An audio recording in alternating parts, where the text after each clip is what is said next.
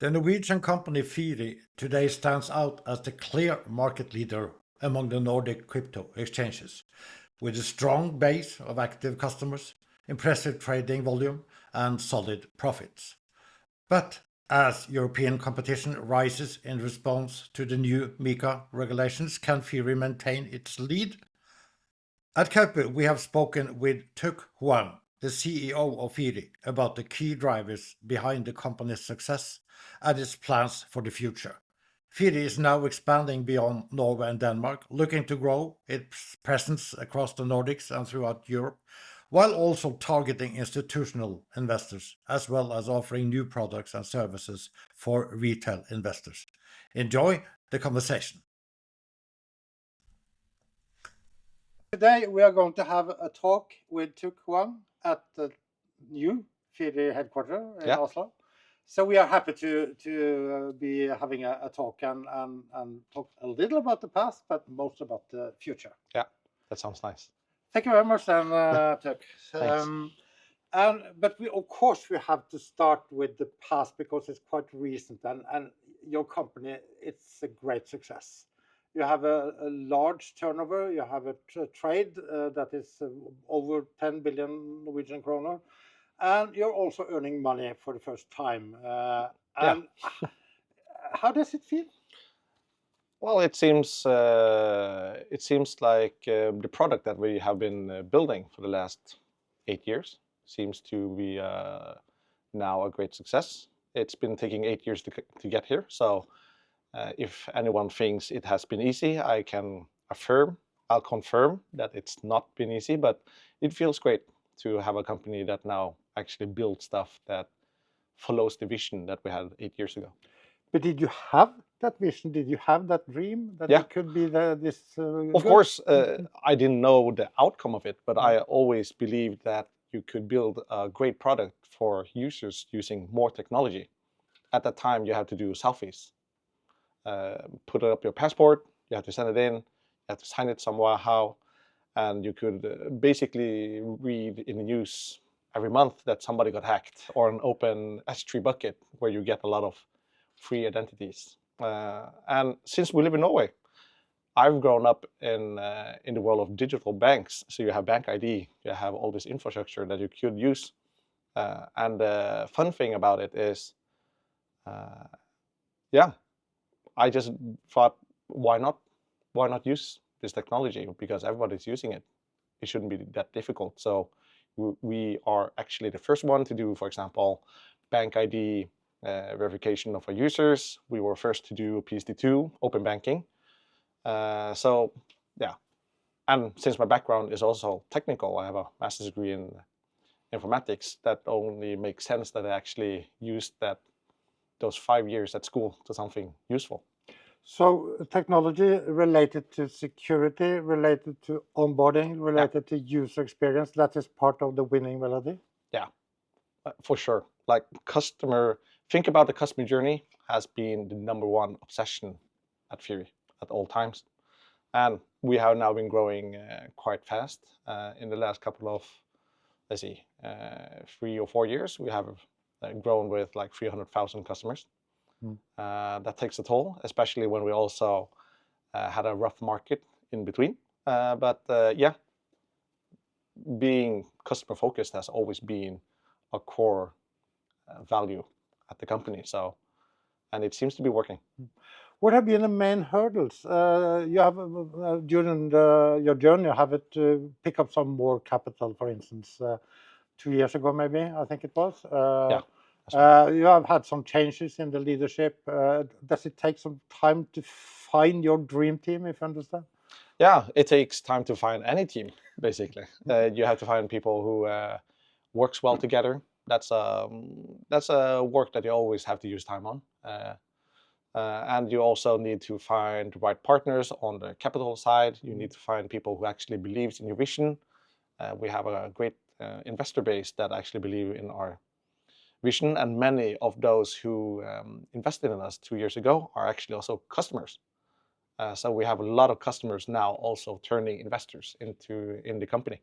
So it's a nice synergy of things that our customers are actually liking the product that much that they actually want to invest in the company. That's a gift not many people think about.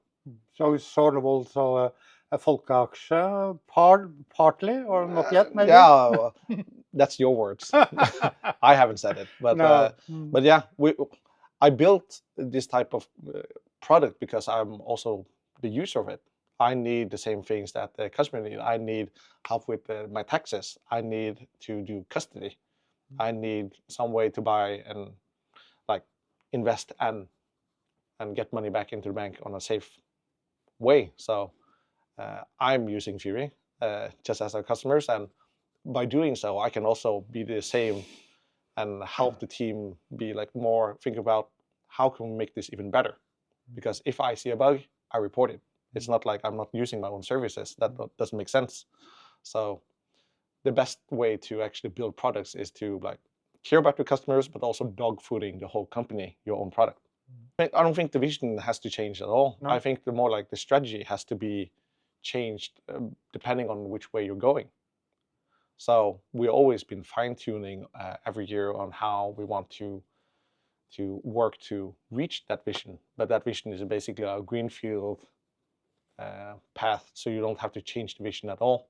But the way to reach it or getting close to it, that can change quite dramatically.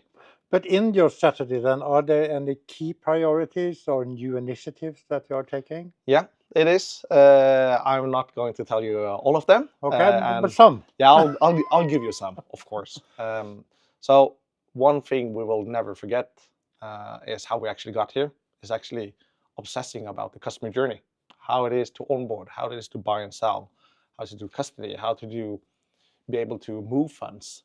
And for us, it's our bread and butter, making things work all the time. Not I heard it. Well, I didn't hear. I read a great quote because I also do swimming. It's better to be consistently good than occasionally great. So that's what I want to be. I want to build a company that's always good. It's not like I don't need to be like 1 year good, one year off. I want to also be like a safe place for our employees where they can grow and help build that vision, but also for our customers that you're not going to be afraid that we are being gone next year because we don't have any funding. So it's something that's just sticking into the body that I don't want to lose the position that we have, but also the trust that we have gained over so many years from our customers. But that sounds like optimization, not a new initiative. What is the new initiative? We are going to be branching out and on the product side, but Okay. When it's ready, I'll give you the more information. But yeah, it's more on the B2B side. Okay, you mean institutional investors, wealth management, family offices? Perhaps. Yeah. I can actually say we do have some of those customers I know. at Firi. So we are having a mutual agreement on learning more before we actually announce anything. Yeah, but then you have to have another setup, sort of, because maybe those they are more demanding. They are want more support. Maybe they often go to a broker because they then get the personal service. But will you also then offer more OTC services? We actually have an OTC service Okay. at Firi for more than 4 years. Okay. These customers are using our OTC service, Yeah. which we don't broadcast too No. much because we are actually learning on how we can optimize both for our customers but also for ourselves. But yeah, we will be looking into this more, and I've done some key hiring on many areas in the past 12 months. Yeah. Yeah. Yeah. So more to come.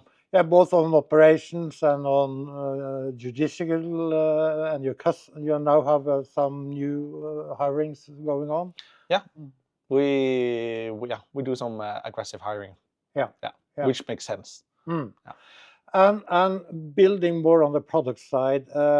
So we are not talking about the institutional investor. What about the retail investors? Will they have more options? So will they have more products to invest in?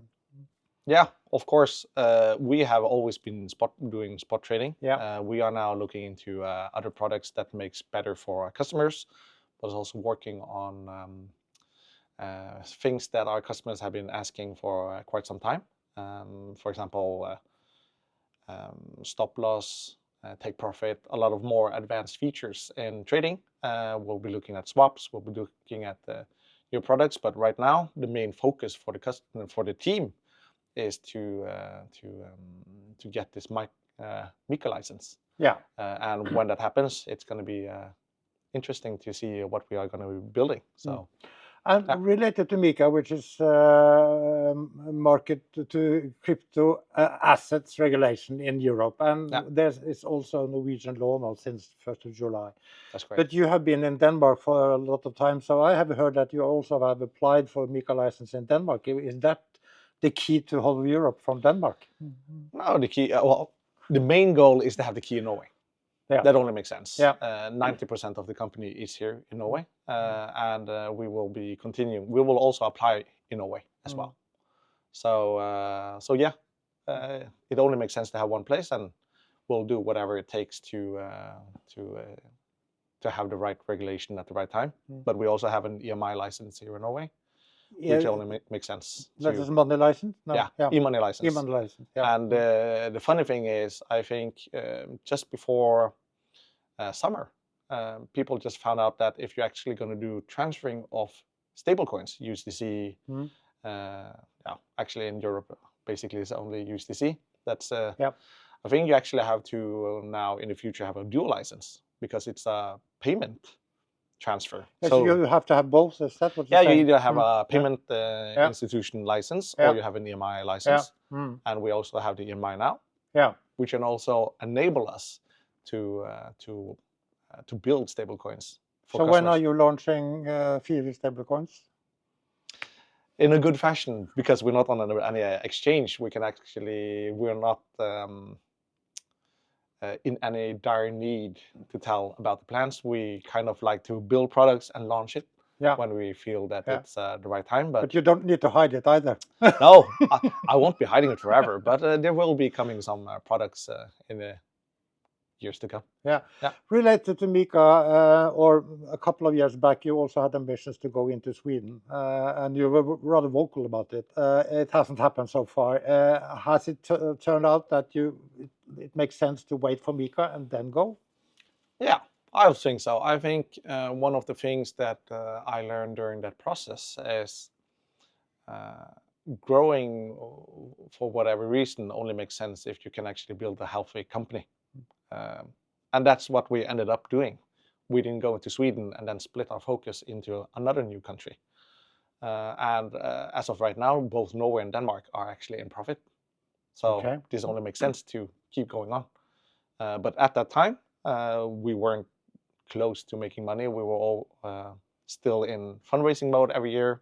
We had to get new funding every year to actually keep on growing. But with the new markets now, well, at least capital markets, it's difficult to get funding. So I think in retrospect, it was a good thing to not go to Sweden, only because we want to be the best in Norway. We have captured a lot of the market here, and we want to be a good product in Denmark as well, based on our experience in Norway. And now, since in Sweden there's more competition, it's only makes sense that we will be looking at Sweden and other countries and more of the European Union. Even beyond the Nordics? Yeah.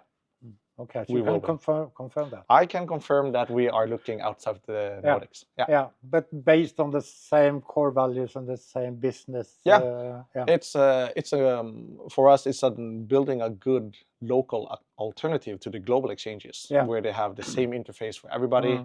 We want to integrate local payments routes for every country, basically, and like customer support. We have people on the ground, and staying close to the customers, because that's how we grew in Norway, and that's how we're growing in Denmark. So, Is it still possible to grow in Norway? In Norway, there are about 550,000 people that are confirmed that they own crypto in one or another meaning of it.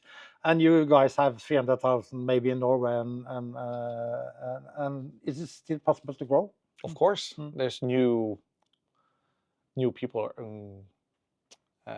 turning 18 every day, but there's also more information, and now with the help of media and also the ETFs in the US, you actually get a nice stream of news into the newspaper talking about Bitcoin has gone up and so on.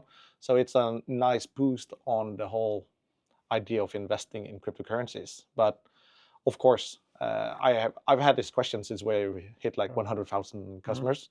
Of course, you can grow more. We grew 100,000 customers last year, so why not?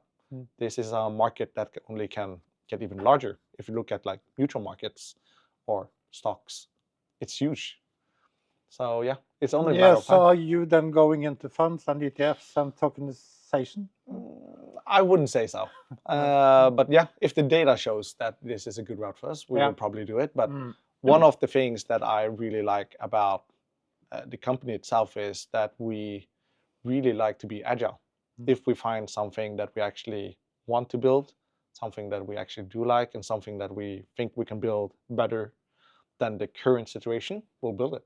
And then you can move fast. Yeah. Because right now we are now focusing on the regulation. We are focusing on optimizing the company, like finding the right spots for people, making sure that when the next wave of customers coming, we will be ready. We're growing still pretty fast. So yeah, I think this year we are close to almost the same growth rate as in 2024. Growth rate? Yeah, so we're still growing.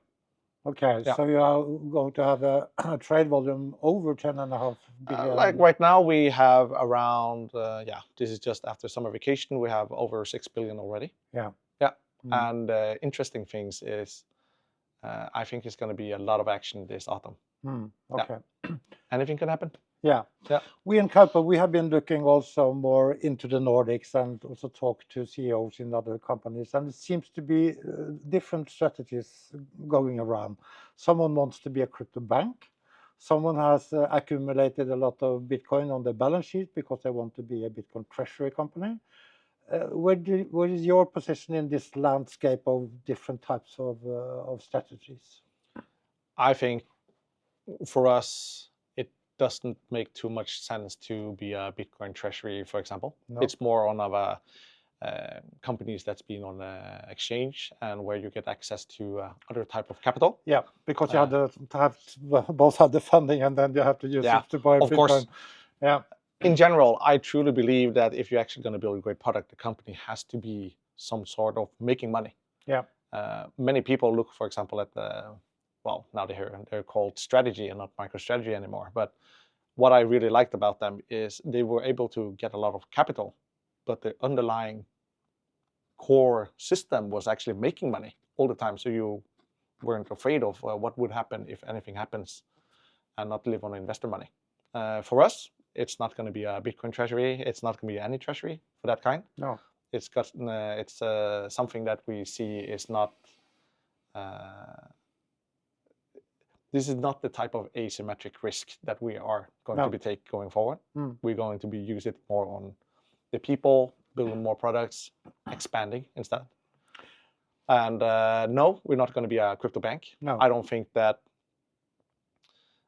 For us, it's important to be, just like Dakota said, I think it's very important to be really good at doing crypto, not doing okay in everything. So I want to triple down on being a really good company doing financial services within crypto, and then others can do banking because we have great banking relationships in the countries that we operate in. So it doesn't make sense for us to then now start competing with them against the same money. So we rather use time and money on being good at what we do, and then the bank can do whatever they're good at. And then together, we'll build a good future. In this relationship between banks and crypto, we have also seen signs now that, for instance, between JP Morgan and Coinbase, where they are easing the on-ramp thing from the bank, more or less integrated with Coinbase. Is that one type of on-ramp cooperation that could be relevant for you? For example, we're in some discussions, but I'm not going to go too deep into that. Enjoying the conversation? Visit the Kaupr.io website and subscribe to our YouTube channel to watch and listen to more insightful discussions. But did you also know that we offer a combined podcast and newsletter concept called Future of Finance? Subscribe to Future of Finance for curated news and expert insights delivered straight to your inbox and to be notified when new videos and podcast episodes are released. Sign up today and never miss an update. The margins that you guys have, the other side of that could also be the prices that you have and the volume you have. There has to be some input to get that kind of output. And in social media, there are from time to time people complaining that you have high fees and you also have a high spread between the buyers and the seller. What is your comment to that? The comments only make sense. I acknowledge that our prices are higher. Even though I truly believe that our products are better for the average investor in this space.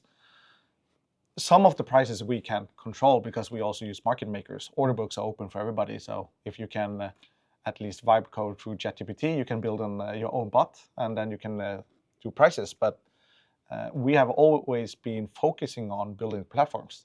Fees is one part. We started with the platform fees. Now we have seen that we can actually build better and more stable prices for our customers. We built what we called direct trade, which also give you the precise quote on what you want to buy or sell. We guarantee you the coins and it's no credit in the system. We actually do use our own money to back all trades in real time. So in real time. So if you buy 2 Bitcoins, you actually have those 2 Bitcoin at Firi because we already have done that investment on the other side. It's not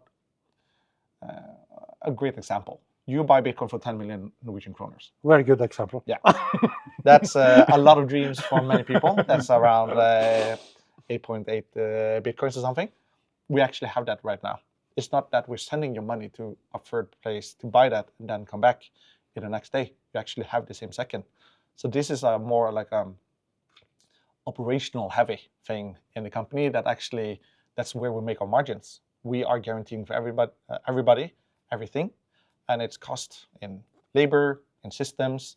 We actually have third parties that we have to do a lot of risk assessments on because it's money in play. It's a lot of money that's flowing. And as you mentioned, we had 10.5 billion Norwegian kroners last year. I expect us to be at least at the same level this year, even a little bit more. And yeah, it comes to that we actually have more, but we also build a lot more things around us. I truly believe that a good product is actually having a good ecosystem around it. So we built the first version of a tax calculator in the app. Your own. Our own. And now we actually upgraded it. If you use Firi for everything, we actually give you a live calculated how much you're going to pay tax next year right now. So if you open your Firi app, you go in, you sell some coins, you can actually see instantly what you are going to be taxed on that position. Either it's a profit or if it's loss, the system itself will do that calculation for you in real time. So we do these small things that actually help the customers predict how much they're going to pay taxes next year. Because one of the things I never understood either from onboarding with bank ID and such is, why do I have to wait next year and hopefully right before summer I get a tax bill that's saying, oh, you owe us 100,000, 50,000, whatever. Why couldn't I get this information earlier? So that's what we built. The thing that you explained, that you are buying or holding Bitcoin or other tokens, is that sort of making yourself a market maker, if you understand? That's correct. Yeah. So we built in 2024 our own market maker internally. Okay. To actually give our customers stable prices when markets surge. Yeah. Because before, if you have external market makers, the prices can go, well, every direction basically. In most cases, the spread increases. We are making sure that the spread are stable in our service, and we take all the trades. So then you earn money both on the fees and on the market making. Yeah. Okay. So that's a key explanation for the increased margins. I think the key to increase margins is a combine of everything that we actually do. We make money in our customers are actually using our product, for example. We are very clear on how our fees work. You can get that, and you actually have to confirm yourself if you want to take this trade. Advanced market is open for everybody, so you can do whatever you want. And for us, the most important thing is being transparent on how we make money. There's no secret on how we make money. Obviously, we have higher fees. We also use more time in the back with our partners, for example, payment partners. We are the only one to have VIPs, for example. We have a great bank supporting us, and they are not invested in us. So not many companies actually have that for themselves. So we are using a lot of time on making sure that our product is actually working. But yeah, the fees are going up. I don't think that the margin is going to stay that way forever, of course, because you actually have more demand from other type of customers. So you have to build your services around that. But I still believe that with the increase of what we see from our customers, our margins will still be high, but that's because tech is basically scalable. So if you can keep your cost at a stable level, but you increase your revenue, that's basically where the margins come from. So a good cost control also is a key component of that margin. But can you go abroad, and can you meet new players coming from global crypto exchanges into Norway or Denmark or Sweden with that type of margins? Why not? We did it in Norway. When I started this company, Coinbase was the go-to place. Yeah. Okay. We will share your message about this, Thuc, and we will see whether the external or internal investors or whatever we call them will agree with you. But it's good that you're answering. It's good that you're explaining how you are making money. Yeah, it's no secret. You can actually see it on our pages. We actually write about what we take in fees, how we're making fees. You can see it in every step of every trade. So yeah. Going into some other topics, because things are happening also outside of the crypto exchange or broker sphere, where, for instance, the large growth of stablecoins. They're still discussed whether Norway will offer CBDCs. And we also have Bitcoin improving, at least in the money and payments, at least in the States. How do you view the payment system in the future? Will we still rely on the fiat railways, or will there now be a new financial payment system? I talked about this like 4 years ago. I really like the whole thing, the whole idea behind like a DeFi mullet, if you understand. So you have traditional systems in the front, you have decentralized systems in the back. I've heard that. You don't actually see that people are using blockchain or Bitcoin or whatever. I truly believe that that's where we're headed. I don't necessarily believe that you're going to have like a traditional railway that's just like SEPA is gone. It's not going to happen. But I think they're going to incorporate more of this type of technology to help them settle faster. And in Norway, I think the whole conversation is a bit difficult because we actually do have great infrastructure here. Yeah. So if you actually go to, you don't have to go that far. Just a couple of thousand kilometers out of Norway's shore, you can probably reach a country that has not that great infrastructure, and you can actually use stablecoins to move money. That's why you have MoneyGram, you have Western Union still kicking. So this is all about making your existing services more effective. And stablecoins clearly can move funds across market in very short time of period. We use them ourselves when we do market making. So why shouldn't it be a thing that's going to be growing? But we can also see that's it's been a growing pushback on CBDCs, on how this is working. Norway has been doing research into this for at least 3 years. I've been in some talks a long time ago. And I don't think CBDCs are going to have any foothold here in anytime soon. I think the banks in Norway are, at least in the Nordics, have to too much to lose if a CBDC comes. At least on the retail level. On a retail level, they actually make yield of these funds. So now we are talking about tokenized money. Yeah. That's what JP Morgan is talking about. Tokenized money. Why not? And that's not CBDCs. That's basically another word for stablecoins. So that's what I believe, that more banks at least gonna go together and build a stablecoin and the revenue share of that one, and still be in control, but also making better services. Because right now, sending money from Norway to the US could take 3-4 days, even 7 days. I've done that before. But using USDC, it takes a minute. Yeah. What about if you take a little overview and look at the different industries? I mean, traditional finance, you have Fintech, you have even been a member of the board in Fintech Norway. And we have the crypto industry. Are they converging in a way? Do you think that? In a sense, they're beginning. Yeah. At least the talks are starting. Yeah. I don't think they will be converging anytime soon. I think it all comes down to the first movers in this area. When more banks even do this, I think it's going to be converging a lot more. 2 years ago, you couldn't read anything about any banks. Now you see banks buying ETFs. They actually build crypto teams. They do custody. So anything can move if the data is right. And I think that's also the same for the banks, even though they are a bit slower. But when they actually do it, it comes with a lot of trust to the whole ecosystem.